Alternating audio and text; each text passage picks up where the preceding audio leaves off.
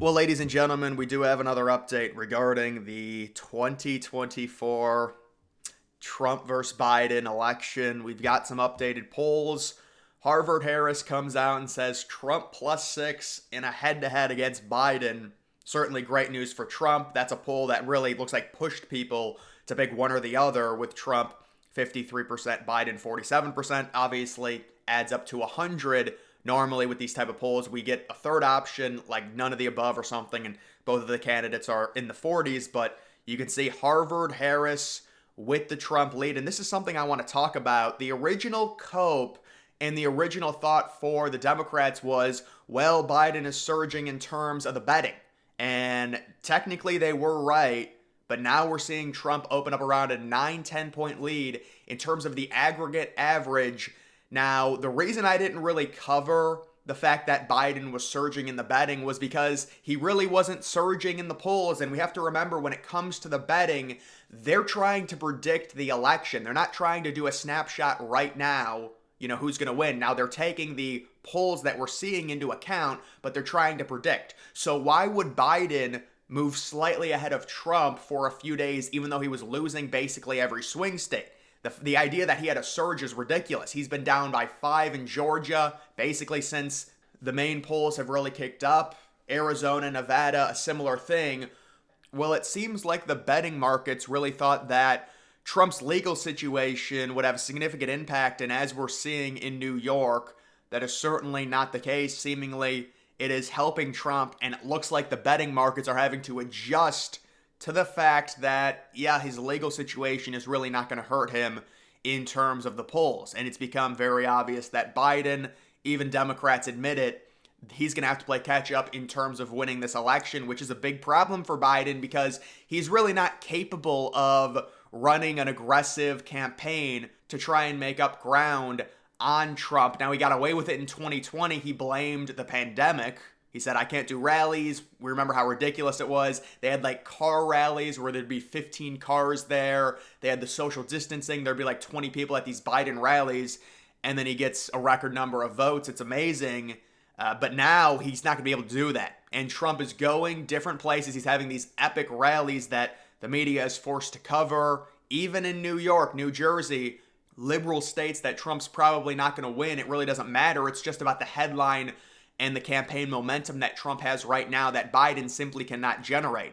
Now, the Democrats' best strategy is really what they're doing right now. Now, there's two things they're going to try and do, I think. Number one, Biden's going to talk about the economy. He's going to talk about the stock market. But over the past few days, we've seen different news articles expose Biden and the Democrats when they try and tout and say, look at the record high stock market. Yes, the issue is you're printing too much money. And if you actually look at purchasing power, Trump versus Biden, it's not even close based on inflation. So you can say, well, we've got the best stock market ever. It's at all-time highs. Yes, it's very easy to have a stock market that's at an all-time high when you've got significantly more money in circulation, which is what's happened under the Biden administration. I could go into office in 2024, print $5 trillion, have a crazy high stock market. Oh my God, look at what I've done. I've created this great economy, when in reality, you would actually have less purchasing power because of inflation. And there were graphs that exposed that over the past few days. And obviously, if you are Trump and you're going into that first debate, you need to expose that, because one of Biden's only talking points is, look at the record high stock market. It's very easy to disprove that point, and it's actually gaslighting the American people because it's not telling an accurate portrayal of the purchasing power that people have. Look at Venezuela. How much money do people have? They're millionaires, right? Yeah, the money's worthless because of inflation. And it's a 20% inflation rate since Biden took over. Trump needs to hammer that 20% inflation rate. It's not 3. 3 is based off of what it was last year at the same time. It's really a 20% inflation rate since Biden took over. 20% inflation rate, 20% inflation rate. So, Trump's going to have so much ammunition. This is the main thing that the Democrats are going to try and do. They're going to go after Trump. They're going to try and drum up more charges, I'm sure. And it's going to be January 6th is worse than 9/11. Trump is a dictator. I saw an article where it was like Trump's talks about running for a third term. If you actually watch the clip, it's different. They took it out of context. So they're already doing that, and it's going to have to be fear-mongering against Trump, or they're going to have to get really desperate and just remove Biden and say, all right, we can't do this. It's not going to happen. Let's actually try and win this election.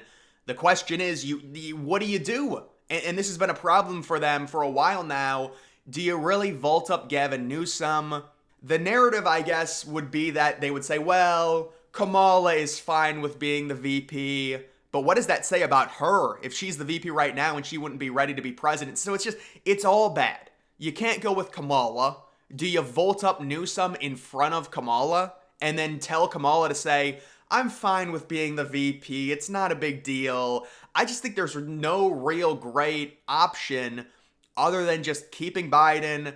I know Trump said he wants a drug test for the debate. The issue is Biden is on certain drugs that are not going to be tested. At least that's what some of the doctors say. So we all know Biden's on a bunch of stuff. The dude can barely talk. Obviously, for a debate, they're going to have to get him on some type of cocktail.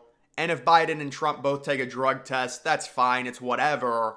But a June debate, even if it is late June, is certainly interesting. Trump versus Biden polls. Joe may need a Rust Belt sweep. And yes, that's the narrative.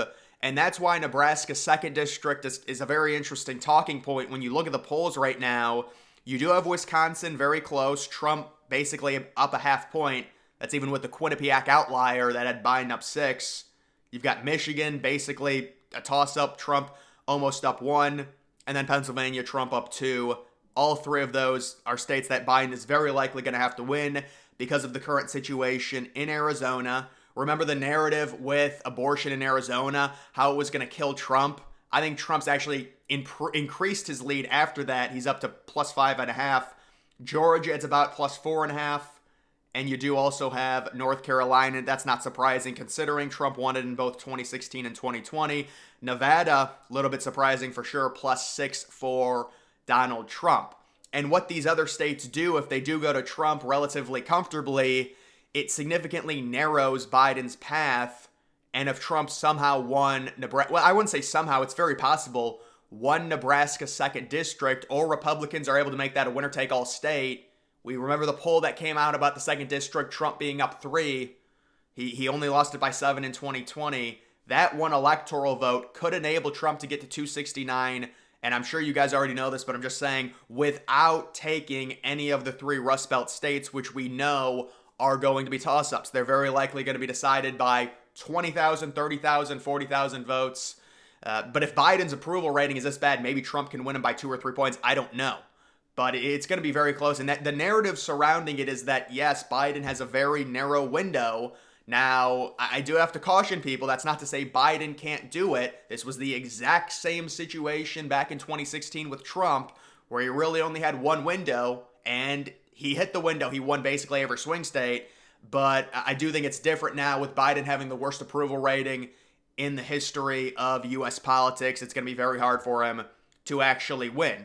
And then here's a New Hampshire poll, only 4 electoral votes. 538 actually seems to have more polls, like a wider range of polls.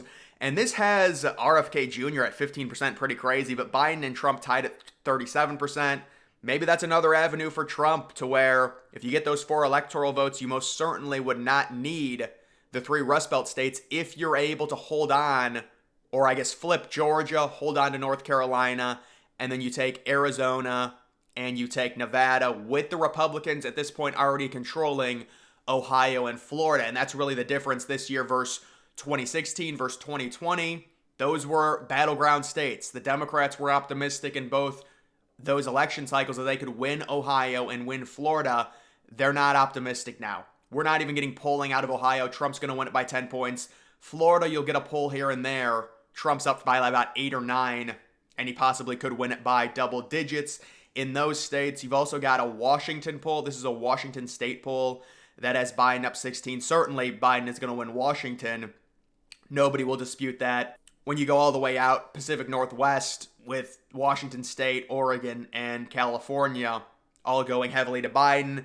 And then there is the Harvard-Harris poll that has Trump up pretty significantly. Oh, it looks like when you include all of them, those numbers look a little bit different, but I guess Trump plus 8 if you include all of them. That is a very, very good lead for Trump, and that's a pretty reputable pollster, Harvard-Harris. And then you can see here it is again, the odds right now. This is another betting market, Trump sitting plus 15. And the betting markets, they're trying to predict the actual election. That's why Biden closed the gap significantly and actually took the lead in terms of the betting, because they were banking on something bad happening to Trump with this trial and possibly a lot of independents' opinions being changed, when actually the exact opposite has happened. And Republicans have really been able to take control of the narrative surrounding this trial, and even CNN coming out and admitting, yes, it's a sham, nothing's going to come of it. And now they've had to quickly adjust back to making Trump a heavy favorite just based off of the polls. He already should have been.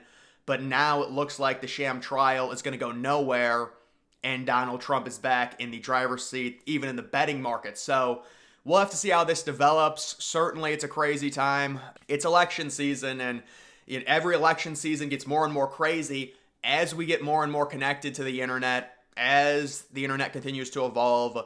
And now with Elon in control of X, you've got Zuckerberg, Meta, that rivalry going on. What stories will they try and silence? The first one that I saw was the RFK video that Meta decided to silence for no reason. They got caught, and then they said, oh, it was a mistake. It's just so ridiculous. It's an insult to Americans' intelligence. Either way, that's going to do it for this video. Make sure you follow me on X. Link to that's always in the description.